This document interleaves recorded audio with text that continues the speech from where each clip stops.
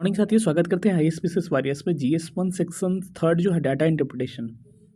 अगर आप मेंस में अपना रिजल्ट सुनिश्चित करना चाहते हैं तो सबसे पहला कदम कहा जाता है कि आपको डीआई में आपको पक्का होना है। और डीआई में पक्का होने के लिए आपको क्या क्या स्ट्रैटेजी है इसके बारे में हम डिस्कस करेंगे और इसमें जानेंगे कि अगर इंटरव्यू कॉल चाहिए तो सबसे पहला कहा जाता है कि डीआई में अच्छा करिए और कम से कम 60+ तो चाहिए ही आपको डीआई में। अगर आप अच्छा करना चाहते हैं बीपीएससी में तो 60+ चाहिए। अगर आप 72 में 72 कर लिए, जो कि बड़ी बात नहीं है, थोड़ा सा सावधानी बरतिएगा तो 72 में 72 आ सकता है। तो आपका रिजल्ट जो है मैक्सिमम पॉसिबिलिटी रहती है कि इंटरव्यू कॉल आपका आसानी से आ जाएगा। बाकी अदर सेक्शन को थोड़ा बहुत ध्यान से लिखिएगा। तो चलिए इसी विषय पर बात करेंगे। और हम लोग भी अपने पेड बैच में हम सोच रहे हैं कि डीआई के जितने सेक्शन है, जो लोग परेशान है डीआई से, इसको हम लोग अच्छा से क्या कराएंगे, कवर करवा देंगे। जो भी आंसर राइटिंग और मेंटरशिप जो प्रोग्राम है उसमें क्या है, एक बार मैं उसको दिखा दे रहा हूँ, उसके बाद हम लोग डीआई के बारे में डिस्कस करते हैं। इसमें आपको सबसे पहले बैच स्टार्ट कब से हो रहा है, 27 तारीख से बहुत सारे एडमिशन हो गए और ये मेरा लास्ट बैच है, क्योंकि ऑलरेडी हम लोग के 4 बैचेस रन हो रहे हैं। ठीक है, 30 टेस्ट आपके होंगे जिसमें सेक्शनल फुल लेंथ होगा। इसके अलावा एक सप्ताह में 3 टेस्ट होगा, GS1 GS2 एसे का। टेस्ट टॉपिक दिए जाएंगे, नोट्स दिए जाएगा, स्टडी मटेरियल दिया जाएगा। पहले ये प्रोवाइड करवा दिए जाएंगे, ठीक है, जो होमवर्क के रूप में होगा। मैं आपको पूरा प्रोसेस समझा दे रहा हूँ, इसलिए प्लीज़ मैसेज पे ये सब चीज़ें मत पूछा करिए, सारा मैं बता दे रहा हूँ कि सबसे पहले टेस्ट टॉपिक और टेस्ट जो टॉपिक दिया जाएगा उसका स्टडी मटेरियल वगैरह सब कुछ प्रोवाइड करवा दिया जाएगा। और टेस्ट व्हाट्सएप ग्रुप से ही होगा। फीडबैक, पर्सनल मेंटरशिप दिया जाएगा। इसमें rank, marks, toppers, copy, model answer और ऑनलाइन आपके गूगल मीट पे क्लासेस भी अवेलेबल होंगे और कुछ क्लासेस आपको वीडियोज़ के भी माध्यम से मिलेंगे। ठीक है, ये सेशन आपको ये 27 से बैच स्टार्ट हो रहा है और मेंस के बाद एक आखिरी बैच यही होगा। इसके बाद कोई बैच आने वाला नहीं है। एक हिंदी में होगा और एक इंग्लिश में होगा। तो ऑलरेडी कितना हो गया, यहाँ पर 2 बैचेस यहाँ होंगे और पहले से भी बैचेस जो चल रहे हैं, एक 12 और एक 16 से 2-2 बैचेस उधर के हो गए। तो मतलब अच्छी खासी हम लोग के पास भीड़ अभी हो चुकी है। तो बस ये लास्ट हमारा होगा, एक हिंदी और एक इंग्लिश का बैच होगा, क्योंकि मेंस में एकदम श्योर शॉट वाले आदमी इसमें होंगे। फ़ीस का कितना है, फ़ी आपको 2000 रखे हैं। और कोई भी परेशानी है तो 91 17 16 63 47 पर आप क्या कर सकते हैं, व्हाट्सअप कॉल कर सकते हैं। इस पर कॉल नहीं लगेगा, आप व्हाट्सअप मैसेज करिएगा, आपको रिस्पांस कर दिया जाएगा। हो सकता है अगर रिस्पांस लेट हो, क्योंकि इस बार थोड़ा सा क्वारी ज़्यादा आ रहे हैं, तो रिस्पांस अगर लेट भी होगा तो थोड़ा सा वेट कर लीजिएगा, क्योंकि इसका 27 तक हम लोग तिथि दे रखे हैं और 26 तक इसका फ़ी रखे हैं हम लोग कितना, 2000। तो परसों तक आप इनरोल कर सकते हैं 2000 में। उसके बाद से हम लोग 26 को इसको क्लोज़ कर देंगे, क्योंकि 27 से हम लोग सारी चीज़ें स्टार्ट कर देंगे। ठीक है, तो चलिए हम लोग देखते हैं डीआई के बारे में क्या क्या चीज़ें हैं आपको।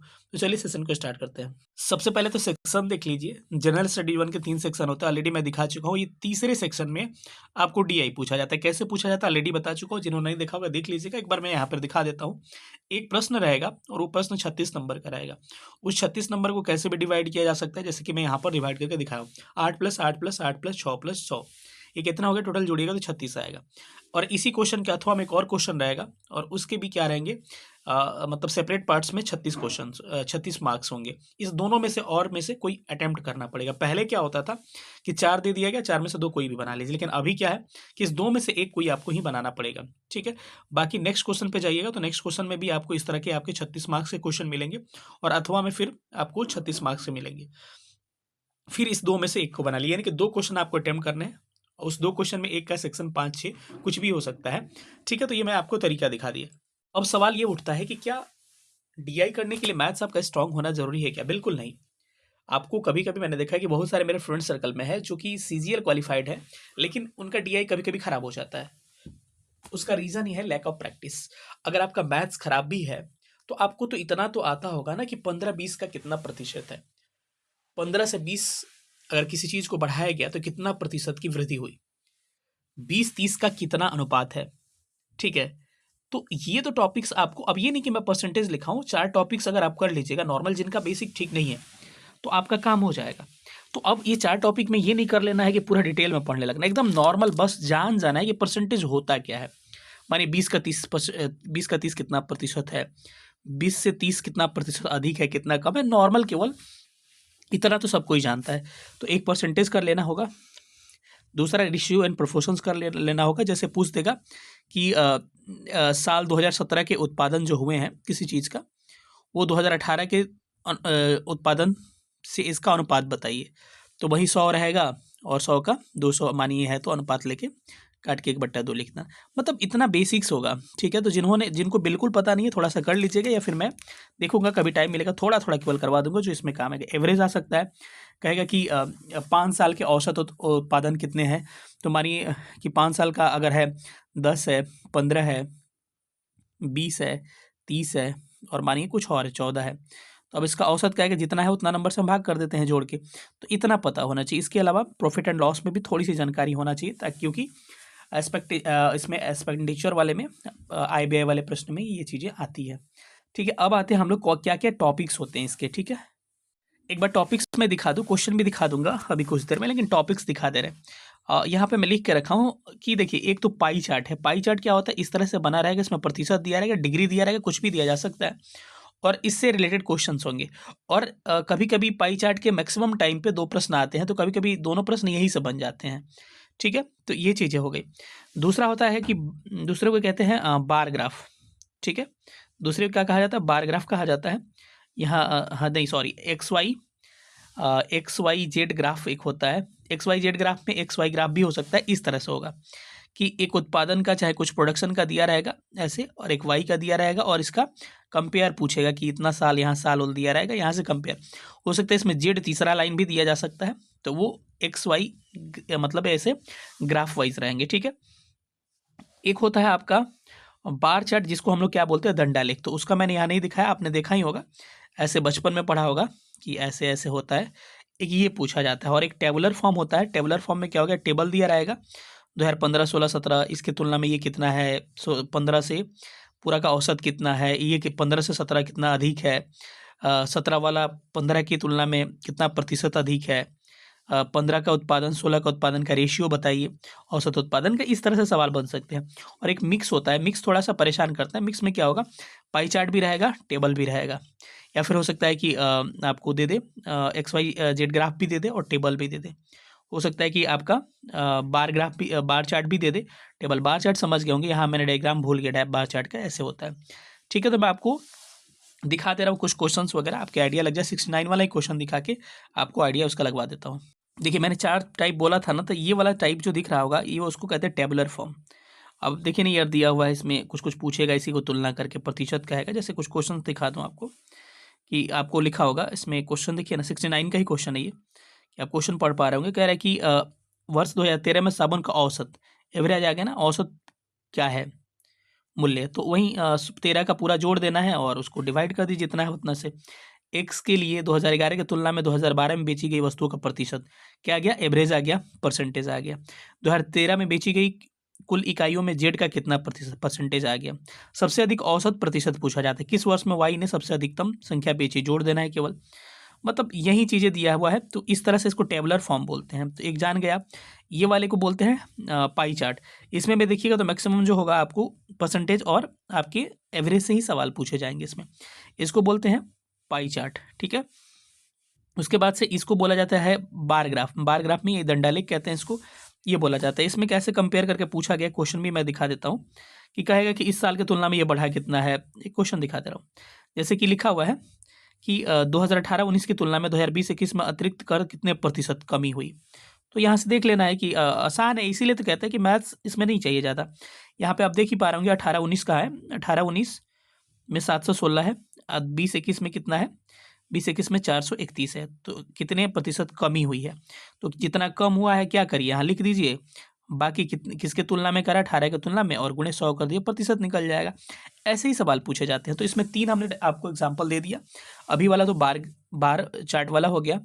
इससे पहले हमने टेबुलर बता दिया था, उसके बाद पाई चार्ट बता दिया था, और आपके एक्स वाई जेड ग्राफ वाला इसमें नहीं पूछा गया था, जो ऑलरेडी मैं वहाँ पे ड्रॉ करके बता चुका हूँ, ठीक है। अब हम लोग बात करते हैं कि इसमें हमको किन किन चीज़ों को ध्यान रखना पड़ेगा, और बुक रिसोर्सेज सबसे पहले मैं बता देता हूँ, ठीक है। उसके बाद लास्ट में बताऊंगा किन चीज़ों को ध्यान रखना पड़ेगा। 72 केवल प्रैक्टिस से नहीं आएगा, कई सावधानियाँ होंगी। सावधानी, थोड़ा सा भी रेशियो गड़बड़ हुआ ना तो आपकी चीज़ें खराब हो जाएंगी। क्या स्टेप मार्किंग होते हैं, इस पर भी हम डिस्कस कर लेते हैं। आपको बुक्स एंड रिसोर्सेज जो है आपका PYQ करना है केवल आपको, कहाँ से कहाँ तक, 56-59 से उठा के और 69 तक। इससे पहले करने से ज़्यादा फायदा नहीं है, यानी कि लगभग 10 साल का PYQ कर लीजिए, आपका काम हो जाएगा। KBC नैनो में PYQ अच्छा उसका दिया हुआ है सॉल्यूशन वगैरह। इसके अलावा अगर ज़्यादा आपको और क्रांति करना है, अगर लग रहा है कि हमको भाई नहीं बर्दाश्त हो रहा है, हम और सॉल्व करेंगे, चलिए ठीक है भाई, एल के झां सर की एक बुक आती है, ठीक है, एल के झां सर की डीआई की किताब आती है, आप उसको कर सकते हैं। लेकिन मेरे को लग रहा है कि वो करने से ज़्यादा अच्छा है कि 10 बार पीवाईक्यू कर जाइए, ठीक है। 100% लिख के दे रहा हूँ, सारे प्रश्न इसी में से आपके रिपीट होंगे, केवल आपके डाटा चेंज हो जाएंगे, ठीक है। तो आपका केबीसी नैनो पीवाईक्यू अच्छी किताब है, आपको पता ही होगा उसके बुक्स के बारे में कहिए तो एक बार मैं उसको भी दिखा दे रहा हूँ। ये वाली किताब है, तो ये अच्छा है, और मैं इसी इंस्टीट्यूट में पढ़ाता हूँ, इसी का फैकल्टी हूँ। तो कई लोगों को ऐसा नहीं सोचना है कि मैं इसीलिए प्रचार कर रहा हूँ, सबको पता होगा कोई भी प्रेफर आपको यही करेगा, केबीसी नैनो ही करेगा। सबसे पीवाईक्यू के लिए बेहतर किताब यही है। अब सवाल ये उठता है कि क्या स्टेप मार्किंग होता है डीआई में, ये सबसे बड़ा सवाल है। बिल्कुल, मेरा पर्सनल कॉपी मैंने देखा है, मानिए 8 नंबर का क्वेश्चन है, आपने सब कुछ कर लिया, अगर डिवाइड करने में कुछ मिस्टेक्स अगर हो गए आपके, ठीक है, प्रोसेस आपने कर दिया, तो क्या करते हैं ये लोग 5 नंबर 6 नंबर दे देते हैं। लेकिन एक चीज़ का ध्यान रखिएगा, आंसर तक पहुँच जाइएगा ना, थोड़ा स्टेप गड़बड़ भी रहेंगे, लेकिन आंसर तक पहुँच जाइएगा तो आपके फुल मार्क्स मिलने के 99% चांस रहते हैं। तो आंसर तक पहुँचने की कोशिश करिएगा, ठीक है। लेकिन स्टेप मार्किंग होता है, घबराने की बिल्कुल ज़रूरत नहीं है, ठीक है। ये चीज़ ध्यान रखिएगा। हाँ, और डिटेल में लिखना पड़ता है, जैसे हम लोग बचपन में पढ़ते थे कि 1 का इतना हुआ, 2 का इतना हुआ, ऐसे करके पूरा जितना डिटेल करिएगा ना, उतना ही मार्क्स कटने की कम पॉसिबिलिटी है, फुल मार्क्स मिलेंगे, ठीक है। अब क्या-क्या सावधानियाँ बरतनी है जो कि आपको फुल मार्क्स तक लेके जाएगा, वो सावधानियों को सुन लीजिए। केवल पढ़ने से नहीं होगा, ये सावधानी बरतिएगा तभी जाके 7-8 नंबर बचेंगे, नहीं तो लास्ट में वो घुमाने की कोशिश करता है ताकि आपके 6-7 नंबर कट जाए। क्वेश्चन को ध्यान से पढ़ना है, कभी-कभी प्रतिशत ही समझ में नहीं आएगा किसके कंपेयर में कौन कर रहा है, क्योंकि क्वेश्चन को ना लैंग्वेज को समझना डीआई में सबसे डिफिकल्ट होता है कहीं-कहीं। मतलब किसी-किसी प्रश्न में अगर आपको 12 क्वेश्चन सॉल्व करना है तो एक आध प्रश्न में ऐसा करेगा कि आपको सावधानी बरतनी पड़ेगी। इसके लिए आपको हिंदी के लिए परेशानी होगा कि हिंदी वाले इंग्लिश मीडियम पढ़ लीजिएगा, ठीक है। इंग्लिश वाले की दिक्कत नहीं है, इंग्लिश पढ़ लीजिएगा। कभी-कभी हिंदी में समझ में ही नहीं आएगा कि किसके कंपेयर में परसेंटेज पूछ रहा है। ये मेरा पर्सनल अनुभव है और हम लोगों ने भी ये गलती किया है, तो इसीलिए मैं आपको सजेस्ट कर रहा हूँ कि कभी भी क्वेश्चन में अगर डाउट लगे ना, तो हिंदी या फिर हर क्वेश्चन में मैं एक बार कहूँगा कि हिंदी वाले इंग्लिश भी पढ़ लीजिए एक बार।